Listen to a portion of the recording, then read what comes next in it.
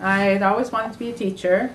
I went and got an undergraduate degree in early childhood education. I taught in the South Bronx, and I did subbing around New York City, found that the students that I worked best with were students with special needs. I really was attracted to those students, felt I wanted to make a difference in health, so I went back and got a master's in special education. And then several years later, I had a son with Down syndrome.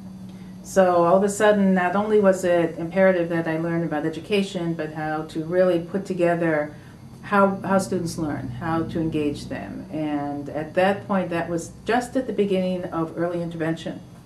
And so had he been born a year or two earlier, there would never have been an early intervention in his life. But he was right at the beginning of that, 32 years ago.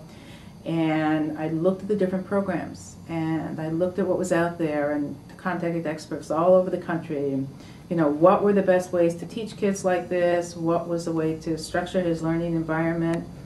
I put him in several different programs over the years because I wanted a program that would not tear down the ego, not turn him into a puppet, not put a label on him, but in fact say, this is a neat guy, how are we going to educate him, what are we going to do with this? And as I worked through the different programs in the school system and really avoided public school, he was reading by the age of 5, he was doing all kinds of things. We found great speech pathologists who she had been teaching the deaf and hard of hearing. And the big philosophy at that time was students learn speech and language when they learn to read. So he had been exposed to phonemes and literacy and language from a very early age. And then we went and kind of ran out of private programs and started at the public school. And so getting him into a school and getting him into a program, he actually went in it with language delays because he was functioning much higher than a lot of the students his chronological age. They said, we can put him into a program. And I said, well, he's 8 years old, where would you put him? And they said, well, we've got this great program of kids working the same skills as him. I said, really? Show me. And they said, well, they happen to be 13 years old. I said, 13? He's this small, he had severe heart defect as a child. That's not appropriate. That's not the least restrictive environment. I was not the most popular person in the school system. But then the Alliance for Technology Access came along.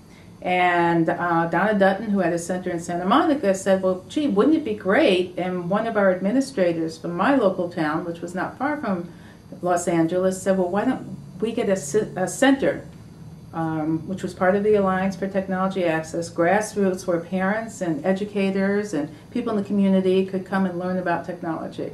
I said, you want me? Me, who's a thorn in your side, to help educate, to train parents, to motivate people to be more involved in their students' education. I did not know that the director of special ed was actually leaving his job.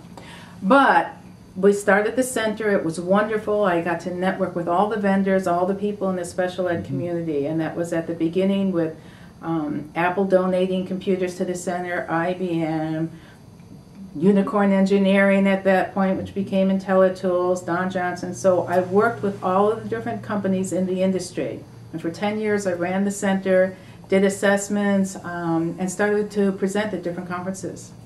My first Closing the Gap was in 1989, just learning how to use a Macintosh with Richard Wanderman, and grew from there. And then in 1994, IntelliTools approached me and said, well, gee, would you be interested in working on some projects? Because my focus is really educating the teachers on how to use the technology. It's not the computer.